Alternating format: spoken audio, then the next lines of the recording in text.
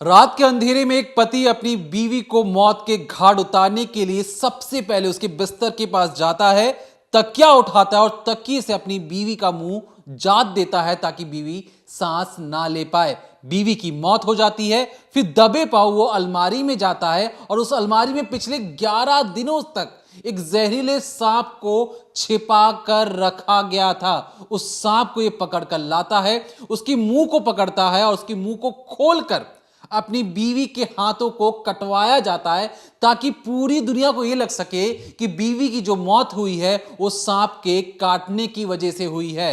उसके बाद बीवी की मौत हो जाती है, सांप की भी हत्या हो जाती है, उससे उसी के बगल में रखा जाता है पति जिसने हत्या की, एक जानवर की, एक खुद की बीवी की, बगल के बिस्तर में यूं ही एक तरीके से अपने सिर के ऊपर हाथ रखकर सो जाता है। लगभग 10 से 12 घंटे बीत जाते हैं। इसके बाद जैसी सुबह की पहली किरण निकलती है, यह अपनी एक्टिंग करना शुरू करता है। इस ऑस्कर लेवल एक्टिंग में आस पड़ोस से लेकर डॉक्टर और पुलिस को भी बेवकूफ बनाने का बिल्कुल एक परफेक्ट क्राइम वाला प्लान तैयार हो चुका था।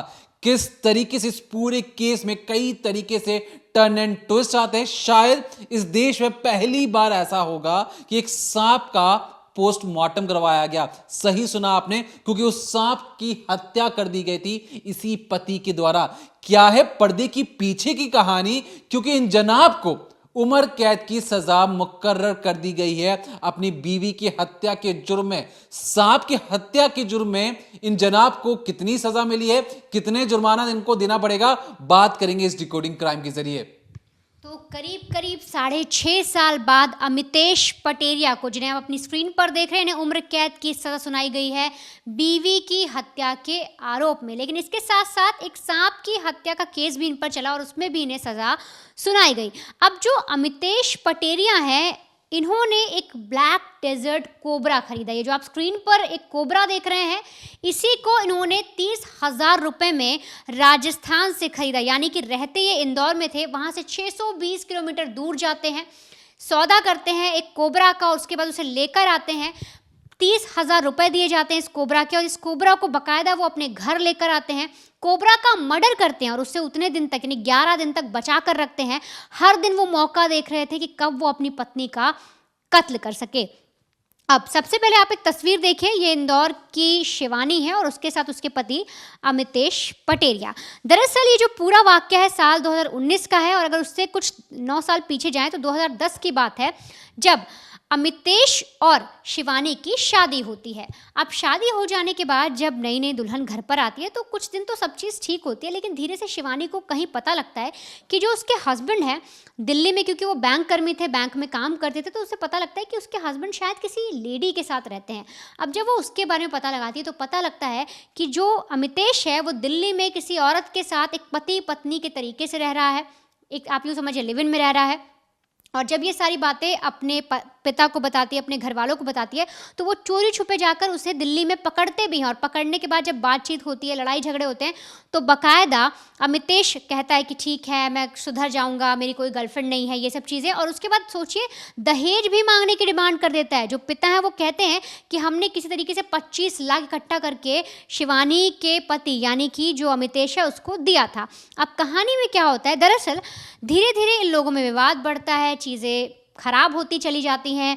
अक्सर अमितेश कहता है कि मुझे अपनी गर्लफ्रेंड के साथ रहना है, और इसी में वो चालाकी से एक प्लान बनाता है, मास्टर प्लान। वो सोचता है कि मैं अपनी पत्नी शिवानी का कत्ल कर दूं, और कत्ल इस तरीके से करूं कि जब पुलिस की इन्वेस्टिगेशन हो या जब कोई जाने तो उसे ऐसा समझ में आए कि जो मौत है ये एक हादसा है, घटना घट गई है, किसी ऐसी चीज़ से मतलब मौत हो गई है जिसका किसी इंसान से लेना देना नहीं है। अब जब ये सारी चीज़ें देखने के बाद कई सारी जगह वो जांचता है, परखता है, कुछ न्यूज़पेपर पढ़ता है, बहुत सारी चीज़ें पढ़ने के बाद समझ में आता है कि सांप अगर काट लेगा तो किस पर केस चलेगा। अगर किसी सांप ने किसी इंसान को काट लिया तो सांप पर केस थोड़ी चलेगा, और अगर सांप मर गया उसके बाद तो और भी कुछ नहीं होगा। तो उसे लगता है कि सबसे आसान तरीका यही है, और इसीलिए वो कई दिन तक ढूंढता है कि कौन से ऐसे लोग हैं जो सांप बेचते हैं, जिनके पास जहरीले सांप मिलते हैं। सर्च करता है कौन सा बहुत तगड़ा सांप होता है जिसे काटने से लोग मर जाएं, और सब कुछ करने के बाद उसे पता लगता है ब्लैक डेजर्ट प्रजाति का। और इसके बाद वो कांटेक्ट करता है, उसे राजस्थान से कुछ लोग का पता लगता है और उनसे कांटेक्ट करता है और उनसे बोलता है कि मुझे एक सांप चाहिए। और फिर सीधे तौर पर इंदौर से निकल जाता है ये राजस्थान, वहाँ से वो सांप लेकर आ जाता है। सांप ले आने के बाद ये अपनी अलमारी में उसे रख देता है और उस सांप को पहले मार भी देता है ताकि मरा हुआ सांप रखे, क्योंकि इसे ये भी डर था कि अगर जिंदा सांप ये घर में रखेगा, जिस भी अगर पिटारे में रख रहा है, अगर गलती से भी खुल गया, इसकी बीवी ने देख लिया तो वो बच भी जाएगी, वो इसकी पोल भी खोल देगी और हो सकता है सांप इसी को खुद ना काट ले। इसीलिए सबसे पहले वो सांप का मर्डर करता है। अब आप समझिए होता क्या है। दरअसल 1 दिसंबर 2019 की बात है। 1 दिसंबर 2019 को जब ये सुबह सुबह उठता है तो अचानक से चिल्लाना शुरू करता है, अरे मेरी बीवी को क्या हो गया, ये कैसे सांप यहाँ पर आ गया बिस्तर पर। तुरंत उठकर भागना शुरू करता है, चिल्लाता है और चिल्लाने के बाद जैसे बाहर निकल जाता है, रोने की एक्टिंग करता है। अब आस पड़ोस के लोग जब आते हैं तो वो देखते हैं कि अरे अमितेश रो रहा है, तो पूछते हैं क्या हो गया, तो बोलता है कुछ भी करके आप मेरी बीवी को बचा लीजिए, बहुत बड़ी समस्या हो गई। ऐसे में जो इनके घर पे किराएदार रहता था वो भी नीचे आता है, वो भी देखता है, तो फौरन जो किराएदार था उस घर में और साथ ही साथ जो अमितेश था वो उनको लेकर यानी शिवानी को लेकर फौरन अस्पताल जाते हैं। अस्पताल जाने के बाद जो डॉक्टर हैं वो देखते हैं कि जो शिवानी, उसके हाथ पर सांप के काटने के निशान है और वो कहते हैं कि देखो आपकी पत्नी को सांप ने काट लिया और इसी से इसकी मौत हो गई है। लेकिन यहाँ पर अमितेश क्या करता है, जैसा शुरुआत में दीपक ने बताया कि वो रात को अपनी पत्नी का सोते हुए मुंह दबा देता है, तकिए से उसका मुंह दबाता है, यानी कि उसका दम घुट जाता है। जब वो मर जाती है तो उस मरे हुए सांप को निकालता है बिस्तर पर, उसका मुंह खोलकर जो दांत था, जो डंक होता है, उसको गड़ाता है हाथ पर, ताकि जब कोई पहली नज़र में देखे तो बोले अरे ये तो सांप के काटने से मौत हो गई। और याद करिए डॉक्टर ने क्या बोला कि अरे ये तो सांप के काटने से मौत हुई है, क्योंकि बाकायदा हाथ पर सांप के काटने के निशान दिख रहे थे। अब ये चीज़ें हो जाने के बाद जो पड़ोस के लोग वहाँ पर मौजूद थे, जब परिवार भी वहाँ पहुँचता है, जब शिवानी का परिवार पहुँचता है, तो साफ तौर पर देखता है, उन्हें शक होता है कि जो बेटी है उसको तो सांप ने काट लिया, लेकिन सांप की मौत कैसे हो गई, क्योंकि बिस्तर पर जो पत्नी थी वो भी मरी हुई पड़ी हुई थी और जो सांप था उसकी भी डेड बॉडी पड़ी थी, यानी कि सांप भी मरा हुआ पड़ा था। ये देखने के बाद हर कोई हैरान था, पड़ोसी भी सोच में पड़ गए। जो शिवानी के चाचा थे उन्होंने प्रश्न उठा दिया कि ठीक हमारी बेटी अगर मौत हो गई, हमारी बेटी की सांप के काटने से, तो आखिर ये जो सांप है ये कैसे मर गया। और यही सारी चीज़ें सबको बहुत ज़्यादा परेशान करने लगी और इसी बात की इत्तला फिर पुलिस को की गई, क्योंकि परिवार को शक हो गया, चाचा को शक हो गया, पिता को शक हुआ और उन्हें साफ तौर पे बोला कि ये जो हमारा दामाद है इसका शायद कहीं अफेयर चल रहा है, हमने इसे रंगे हाथ पकड़ा भी था और हमें डाउट है कि हमारी बेटी की हत्या के पीछे या हमारी बेटी की जो मौत हुई है उसमें इसी का हाथ है। इससे आप पता लगाइए, क्योंकि अगर एक बिस्तर पर किसी सांप ने किसी शख्स को काटा है, किसी इंसान को काट लिया है, तो आखिर उसकी मौत कैसे हुई। बाकायदा डिमांड की जाती है परिवार वालों की तरफ से कि हमारी बेटी का तो पोस्टमार्टम कराया जाए, लेकिन साथ ही साथ उस सांप का भी पोस्टमार्टम कराया जाए। अब हालांकि जो अमितेश है वो जानता था कि हत्या उसने ही की है, लेकिन उसे लग रहा था कि वो बड़ी आसानी से बच जाएगा, क्योंकि साफ तौर पे कहीं पर भी ऐसे कोई निशान नहीं मिलेंगे, कोई सबूत नहीं मिलेगा जिससे वो पकड़ा जाए। लेकिन अब आप समझिए पुलिस कैसे तफ्तीश करती है जब सांप का पोस्टमार्टम होता है, या जब उस लेडी का यानी जो शिवानी जब उसका पोस्टमार्टम होता है तो क्या निकल कर सामने आता है और सीधे तौर पर कैसे जो पुलिस है पति को अरेस्ट करती है। उसके बाद जो कानूनी लड़ाई चलती है, कानूनी दांवपेच चलते हैं, कोर्ट में कैसे सबूत पेश किए जाते हैं, जिसके बाद इस आरोपी पति को उम्र कैद की सज़ा सुनाई जाती है पत्नी की हत्या के मामले में, और सांप की हत्या के मामले में भी इसे एक सजा सुनाई गई। देखिए सबसे बड़ी दिक्कत ये थी कि एक मरे हुए इंसान को मरे हुए सांप से कटवाने के लिए कितना तिकड़म लगाया गया होगा, क्योंकि जो ये अमितेश हैं इसे तो ये पता था कि उसने अपनी बीवी की हत्या कर दी है, लेकिन सांप से कैसे कटवाया जाए। एक मरे हुए सांप से, एक जिंदा सांप से कटवाना कोई बड़ी चीज नहीं होती, लेकिन एक मरे हुए सांप से कटवाने के लिए सोचिए अमितेश क्या करता है। सबसे पहले अपने किचन में जाता है, किचन में जाकर वो चिमटा होता है ना जिसे आप रोटी सीधी उल्टी करते हैं, उस चिमटे को लेके आता है बड़ी सफाई से, एक प्रोफेशनल क्रिमिनल की तरह उस सांप की मुंह को पकड़कर, चिमटे से पकड़कर मुंह जो था अपने बीवी के हाथ पर रख देता है। अब इसी ये लग रहा था कि जो जहर उस तक नहीं पहुंचना चाहिए, बड़े ध्यान से पसीने से तरबतर हो गई, अपनी बीवी को एक मरे हुए सांप से कटवा रहा था। इसके बाद क्या होता है, क्योंकि जो मौत हुई थी, जो धड़कन थी वो पहले ही बंद हो चुकी थी। अब यहां पर अगर सांप के जहर से मौत होती तो शरीर नीला पड़ने लगता, लेकिन शरीर नीला बिल्कुल भी नहीं पड़ा हुआ था। एक सांप को जब सांप किसी इंसान को जब काटता है तो उसी के बगल में ही वो किस तरीके से जिंदा रह सकता है? या वो सांप कहीं भाग रहा होगा, भागते भागते आपने उसे मारा होगा, लेकिन सांप भी वहीं मर गया और जिस इंसान को उसने काटा वो भी उधर मर गया। तो ये जो पुलिस इन्वेस्टिगेशन में ये जो दो चीज थी, ये सबसे ज्यादा अजीब लग रही थी। तीसरी जो सबसे जो खासम खास जो चीज थी, जो पोस्टमार्टम रिपोर्ट जब से निकलकर सामने आई, देखिए पहली जो चीज है, सांप इतना डरावना नहीं होता। एक मिथ है कि सांप आपको काट लेगा। जब तक आप सांप को छेड़ेंगे नहीं, सांप आपको काटेगा नहीं। आप बिस्तर पर लेटे रहें, आप सोचे कि सांप आपको काट के निकल जाएगा, ऐसा नहीं होता है। और एक जिस घर पर आप रोज रह रहे हैं, निकल रहे हैं, उसी बिस्तर पर सांप का रहना ये थोड़ा सा अचंभित कर रहा था। जो तीसरी जो चीज थी, पता लगा कि जो लंग्स था, जो फेफड़े थे, वो फेफड़े अपने आप धड़कन बंद, कार्डियक अरेस्ट हो गया, लेकिन जो शरीर में जहर फैलने वाली जो चीज थी उसके नमूने नहीं मिले, क्योंकि जब सांप से कटवाया गया तो धड़कन बंद हो चुकी थी। जो खून नसों में जहां था वो वहीं पर रह गया। मतलब सांप से जहां कटवाया गया, सांप के दांत में थोड़ा बहुत भी जो जहर था जो कटवाया गया वो फ्लो हुआ ही नहीं। जहां पे कटवाया गया सिर्फ उतने हिस्से में एक निशान बन गया।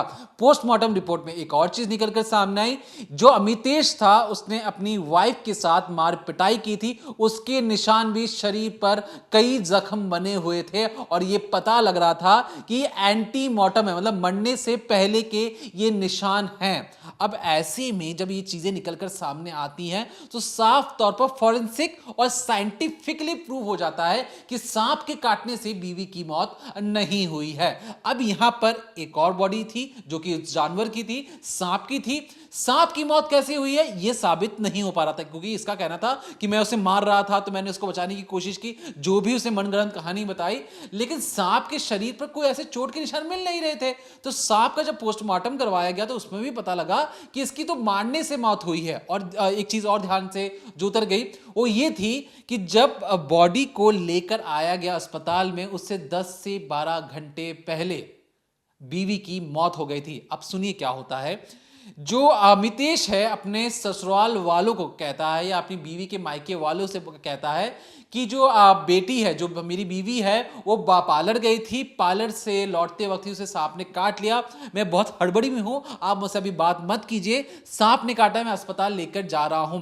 अब यहां पर जो मायके वाले थे उन्हें शक होता है कि पिछले कुछ दिनों से लगातार घर पर एक तरह के कलेश मचा हुआ था, क्योंकि जो अमितेश था दिल्ली में काम करता था, दिल्ली में काम करते करते उसे मोहब्बत हो जाती है, वहीं पर एक उसकी जो गर्लफ्रेंड थी और उसी के साथ वो रहना चाहता था। 9 साल की शादी हो चुकी थी। अब यहां पर जब मायके वालों ने दबाव डाला कि अक्सर घर पर झगड़े होते थे, जिस तरीके से मौत हुई है वो भी सस्पेंसफुल है, और अमितेश पर जब दबाव बनाया जाता है, जब उसे अरेस्ट किया जाता है, क्योंकि तमाम तरीकों के सबूत मिलना शुरू हो चुके थे। फॉरेंसिक वाला मैंने बता दिया। अब जब पुलिस ह्यूमन इंटेलिजेंस इकट्ठा करती तो पड़ोसी से लेकर तमाम लोग, कम से कम 28 गवाह, उन्हें यह कहा कि उस रोज घर पर इन दोनों के अलावा कोई और मौजूद नहीं था। जिन्होंने जाते हुए देखा, जिन्होंने आते हुए देखा, जो हंगामा जब हुआ, जब वो लोगों को बुलाकर अंदर लाया, इन सारे लोगों से एक तरीके से पूछताछ की गई कि क्राइम सीन में कौन कौन लोग मौजूद थे। एक सांप, 2 इंसान वहां पर मौजूद थे और लोगों को नहीं पता था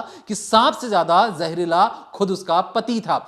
दूसरी जो सबसे जो अजीब चीज इस पूरे केस में लगी कि अचानक से जो अमितेश मर्डर करने के बाद अपनी बहन से बातचीत कर रहा था कि एक काम करो, हमें इस केस को किस तरीके से छुपाना। वो जो फोन में बात कर रहा था उसकी रिकॉर्डिंग उसके फोन में होती थी, या जो बहन दोनों की किसी एक में से फोन में रिकॉर्डिंग लगातार चालू थी और ये रिकॉर्डिंग बैकएंड में सेव हो रही थी। पुलिस ने जब फोन उठाया और उस रिकॉर्डिंग को सुना तो उस रिकॉर्डिंग में 2 आवाजें मिल रही थी, मतलब जो अमितेश और उसकी बहन की।